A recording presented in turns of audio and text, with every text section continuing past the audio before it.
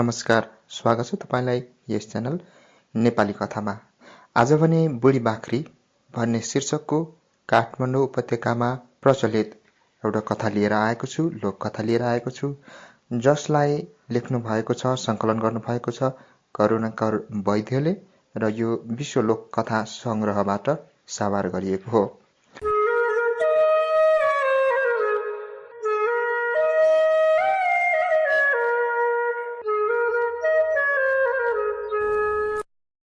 एकादेशमा पुनुखो मैचा भन्ने एउटी केटी थिइन्। उनकी आमा उनी बालक छँदै परलोक भइन्। उनका बाबुले अर्को विवाह गरे। यसकारण पुनुखो मैचालाई बालककालदेखि नै सौतेनी आमाको कठोर शासनमा बस्नु पर्यो। सौतेनी आमा बिजुली जस्ती थिइन्। पुनुखो मैचालाई नखुवाई भोकै राख्थिन्। काम भने आँखाले देखे जति अराइरहन्थिन्।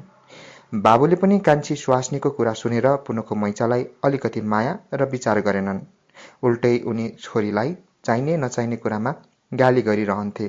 सौतेनी आमा ल्याएदेखि पुनुखो मैचाको बाबु पनि सौतेनी बाबु भएर आए। पुनुखो मैचालाई यो संसारमा आफ्नो भन्ने र आफूलाई माया गर्ने कोही पनि भएन। तैपनि दुःख सुख जम्मै आफ्नो मनमा कालो माटोले थिचिराखे जस्तै गरी सहेर बसिन्। एक दिन 2 दिन भन्दा भन्दै 2 वर्ष बित्यो। पुनुखो मैचाकी सौतेनी आमाबाट पनि एउटी छोरी पैदा भइन्। पुनुखो मैचालाई एउटी बहिनी पाएकोमा धेरै खुसी लागेको थियो।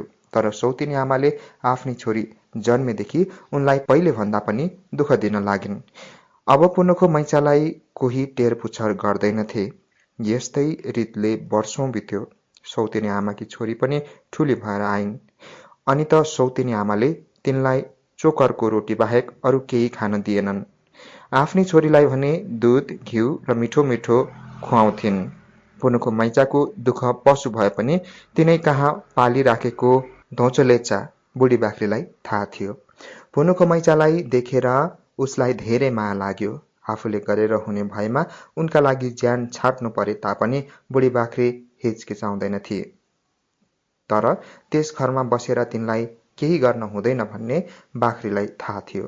किनभने उसलाई हुर्काउन र बढाउने तिनै थिइन्। त्यसैले ऊ आफू चढ्ने खेतमा पुग्न साथ दिनदिनै तिनलाई मासको दाल र मार्सी चामलको भात ओकलेर खुवाउने गर्थे। धोचलेचाले यसरी दाल भात खुवाउने गरेकाले घरमा चोकरको रोटी खाने भए तापनि पुनुखो मैचा हृष्टपुष्ट थिइन्। यो कुरा कसैलाई थाहा थिएन।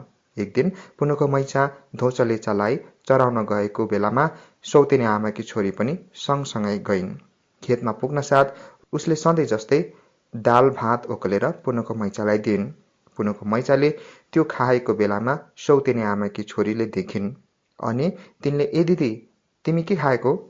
मलाई पनि देऊ न भनिन्। मैले केही खाएको छैन नानी, खेतमा पाएको एक गेडा कसुर मात्र टिपेर खाएकी हुँ भनी पुनुखो मैचाले टार्न खोजिन्। तैपनि सौतेनी आमाकी छोरीलाई पत्यार लागेन। अनेक गर्दा पनि केही नलागेपछि आखिरमा पुनुखो मैचाले सौतेनी आमाकी छोरीलाई बिस्तारै भनिन्, नानी बाबुलाई नभन्ने हो भने म तिमीलाई पनि भाग दिन्छु। सौतेनी आमाकी छोरीले पनि हुन्छ म भन्दिन भनेर कबुल गरिन्। अनि पुनुखो मैचाले बहिनीलाई पनि तातो दाल भात आधा भाग दिइन्।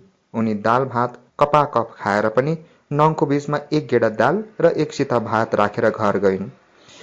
वहाँ पुग्न साथै अविश्वासी बहिनीले धोचलेचा र पुनुखो मैचाको सबै कुरा आफ्नी आमालाई भनिन्। यो कुरा सुनेर पुनुखो मैचाकी सौतेनी आमा धोचलेचादेखि रिसले आगो भइन्। कामबाट फर्केर पुनुखो मैचाका बाबु घरमा आएपछि उनले धोचलेचालाई मार्ने कुरा उठाइन्। बाबुले पनि स्वास्नीको कुरा सुनेर हुन्छ त्यसो भए भोलि देवीको पूजा गरेर धोचलेचालाई बलि दिनुपर्छ भनी आफ्नो मन्जुरी दिए। यो कुरा धोचलेचाले थाहा पाई अनि त्यसले पुनुखो मैचालाई बोलाएर भनी, ए नानी तिमीले सौतेनी आमाकी छोरीलाई मैले दिएको दाल भात दियौ। अहिले तिम्रा आमा बाबुले यो कुरा तिम्रो अविश्वासी बहिनीबाट थाहा पाए। यसकारण भोलि देवतालाई पूजा गरेर मलाई मार्ने भए। जे हुनु भइगयो, मलाई मारे पनि तिमी नरुनु नकराउनु। म तिमीलाई एउटा कुरा भन्छु, त्यो कुरा गर, तिमीलाई असल हुनेछ। तिम्रो बाबु र आमाले भोलि मलाई मारेर पूजा गर्छन्। उनीहरूले तिमीलाई टीका फूल लिन आऊ, प्रसाद खान आऊ भनेर बोलाउलान्। धेरैचोटि बोलाए पनि तिमीले कपाल दुखेको छ, सन्चो छैन भनेर नजानु। खालि एउटा टुक्रा हात फाल्न आऊ भनेर बोलाएपछि मात्र जानु। त्यो हात लिएर तिमीले कहीँ माटोमा गाडिदिनु। हात गाडेको ठाउँमा योमरी रोटीको रुख उम्रेर आउँछ। धोचलेचाको कुरा सुनेर र उसलाई मार्ने कुरा थाहा पाएर पुनको मैचाले धेरै अफसोस गरिन्। उनको मन असाध्यै रोयो। धोचलेचाले धेरै किसिमको कुरा सुनाएर उनको दुःख हटाइदिए। भोलिपल्ट पुनको मैचाका बाबु र आमाले देवतालाई पूजा गरेर धोचलेचालाई मारे। उसको मासुका अनेक प्रकारका परिकार बन्न थाले। सबै काम सकिएपछि पुनको मैचालाई ए नानी टीका लगाउन आऊ, फुल लिन आऊ, प्रसाद र मासु एक टुक्रा खान आऊ भनेर बोलाए। धेरैचोटि बोलाउँदा पनि पेट दुखेको छ, आङ दुखेको छ, मलाई सन्चो छैन भन्ने बहाना गरेर पुनको मैचा जाँदै गइनन्। आखिरमा तिनीहरूले ए नानी हात एक टुक्रा मात्र फाल्न आऊ भनेर बोलाए। यसो भन्नासाथ हुन्छ भनेर उनी एक टुक्रा हात लिन गइन्। पुनको मैचाले हात लिएर आएपछि धोचलेचाले भनेर गए झैँ एक ठाउँमा लगेर त्यसलाई गाडिदिन्। भोलिपल्ट हेर्न जाँदा हात गाडिएको ठाउँमा योमरी रोटीका झुप्पाका झुप्पा फली एउटा योमरीको रुख नै उम्रिएको देखियो। यस्तो देखेर पुनको मैचा रुख चढी योमरी खाएर बस्न लागिन्। त्यसै बेलामा एउटा राक्षस राक्षसनीले योमरीको रुख मुनि आएर ए नानी योमरी एउटा फ्याँकिदेऊ न भनेर पुनको मैचालाई भने। पुनको मैचाले योमरी एउटा खसाली दिइन्। राक्षस राक्षसनीले धेरै पटक यस्तै गरी मागे। पटकै पछि उनले योमरी खसाल्दै दिँदै गरिन्। फेरि राक्षस राक्षसनीले ए नानी हेर तिमीले खसाली दिएको योमरी गुमुतमा पर्यो, तिमीले नै तल उर्लेर देऊ भने।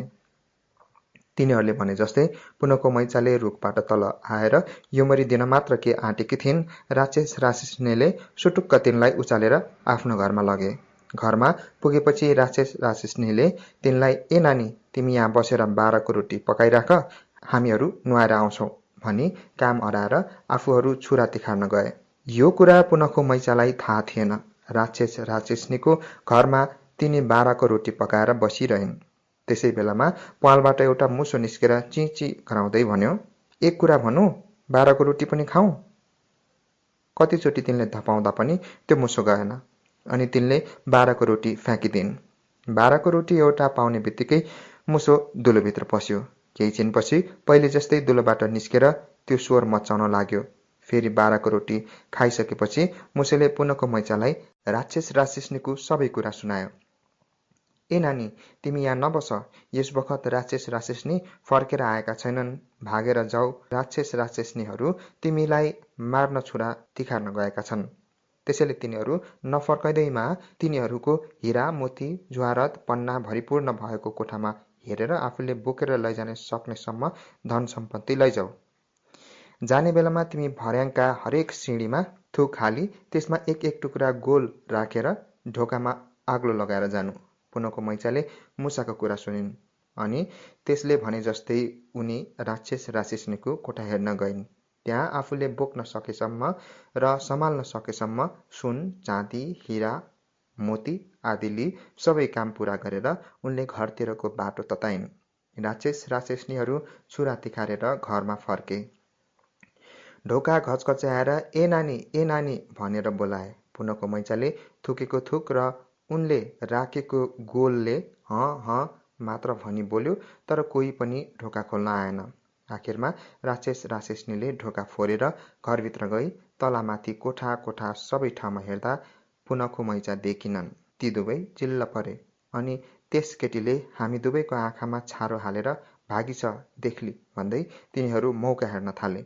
पुनको मैचा घरमा पुगेर ढोका घचघचाउँदै सौतेनी आमा र बाबु बहिनीलाई बोलाउँदा बोलाउँदा थकित, तर कोही पनि ढोका खोल्न आएनन्। बाबुले तिम्रै सौतेनी आमा आउली भनी टारे। सौतेनी आमाले बहिनीले नै खोल्लिन् भनेर चुप लागिन्। बहिनी चाहिँ बाबुले नै खोलिदेला भन्दै पल्टी। आखिरमा पुनको मैचाले मलाई गरौँ भयो भनेर चिच्याउन लागिन्।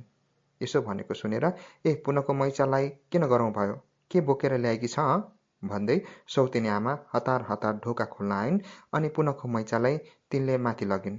माथि पुग्न साथ पुनको मैचाले सौतेनी आमाको खास्टो थाप्न लगाएर आफूले ल्याएको धन सम्पत्ति सबै त्यसमाथि खनाइदिइन्। आफू जन्मदेखि देख्न नपाएका हिरा, मोती, जुहारत, पन्ना आदि देखेकी उनकी सौतेनी आमाले आँखा मिच्दै हाँस्दै खुसी भएर सोधिन्, ए नानी, यतिको सम्पत्ति तिमीले कहाँ कसरी पायौ र लिएर आयो हँ? पुनःको मैचाले पनि आफू युमरीको रुखमा चढेर गएदेखि आफूलाई राक्षस राक्षसनीले बोकेर लगेको र तिनीहरूको धन सम्पत्ति ल्याएको सबै कुरा सुनाइन्। के भएर हो कुन्नी, उनले मुसाको एउटा कुरा भने सुनाउन बिर्सिन्। पुनःको मैचाको कुरा सुनेर सौतेनी आमा खुसी भइन्। उनको मनमा आफ्नी छोरीलाई पनि त्यहाँ पठाउने विचार आयो। त्यसो भए तेरी बहिनीलाई पनि पठाउनु पर्यो भनेर उनले निश्चय गरिन्। भोलिपल्टै पुनःको मैचाकी सौतेनी आमाले आफ्नी छोरीलाई योमरीको रुखमा चढाएर राखिन्। राक्षस राक्षसनी आएर पुनःको मैचालाई जस्तै उनलाई पनि योमरीको रुखबाट ओह्राली उचालेर आफ्नै घर लगे। घरमा पुगेपछि तिनीहरू तिनलाई पनि 12को रोटी पकाइराख भनेर आफू छुरा तिखार्न गए। पुनःको मैचाकी सौतेनी आमाकी छोरीले पनि 12को रोटी पकाइराखिन्। त्यसै बेला उही मुसा आएर अघि जस्तै चुइँ चुइँ कराउँदै, एउटा कुरा भनौँ, 12को रोटी पनि खाउँ भन्यो। तिनले मुसालाई रोटी दिएनन्, उल्टै झिर तताएर तातो झिरले घोचिदिन्।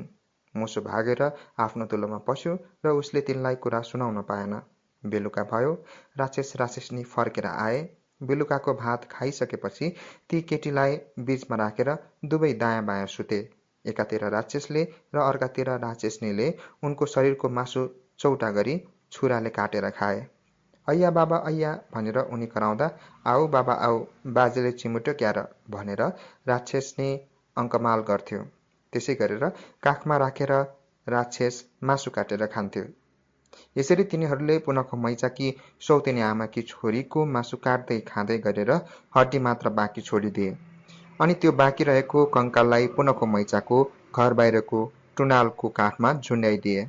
पुनःको मैचाकी सौतेनी आमा पुनःको मैचाले जस्तै आफ्नी छोरीले राक्षसको धन सम्पत्ति ल्याउली भनेर खुसी भई कपाल कोरेर बसिरहन्। ऐना अगाडि बसेर उनी हावाको महल बनाउँदै थिइन्। त्यसै बेला काग आएर कराउन थालिन्। आमाको श्रृङ्गार मात्र, छोरीको भने हात मात्र। जति धपाए पनि त्यो काग त्यहाँबाट हटेर गएन। आखिर यसो झ्यालबाट हेर्दा आमाले आफ्नी छोरीको कङ्काल झुन्डिरहेको देखिन्। उनी टाउको भुइँमा ठोक्दै छाती पिटेर विलाप गर्न थालिन्। जति नै गरे पनि मरिसकेकी छोरी फर्केर आउन्नथी। लोभ र पापले उनको बाघको मुखमा रगतको वर्षा गरे झैँ आफ्नी छोरीलाई राक्षस राक्षसनी कहाँ पठाइदिएकी थिइन्। त्यसैले अब तिनलाई रुनु सिवाय अरू केही हात लागेन।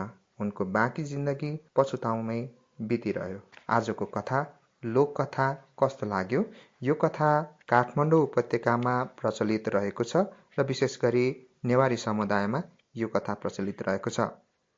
यस्तै कथा सुन्न, पढ्न र हेर्नको लागि यस च्यानललाई सब्स्क्राइब गर्न नभुल्नुहोला।